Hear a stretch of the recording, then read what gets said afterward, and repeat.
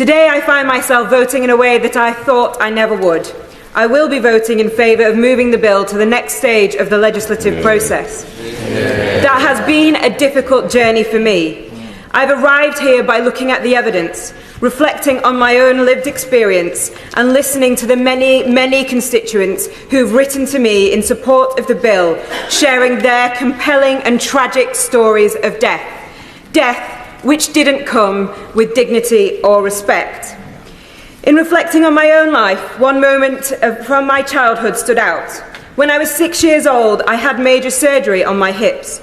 I was in body plaster from my chest to my ankles, in so much pain and requiring so much morphine that my skin began to itch.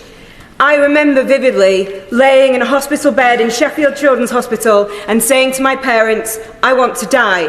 Please let me die." I needed to escape from that body that I was inhabiting. That moment has come back to me all these years later. That moment made it clear to me that if this bill was about intolerable suffering, I would not be voting for it.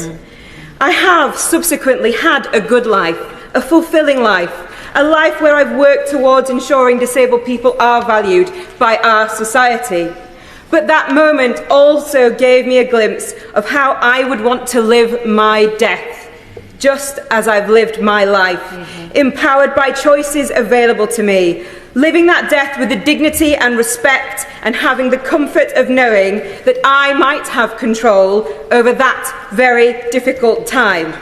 For so often, control is taken away from disabled people in all sorts of circumstances. In order to ensure that there's compassionate choice at the end of life, it is right that this bill is tightly drawn around the final stage of terminal illness for adults and includes the strongest safeguards. The choice of assisted dying as one option for adults when facing 6 months terminal illness must be set alongside the choice of receiving the best possible palliative and end-of-life care, or it is no choice at all.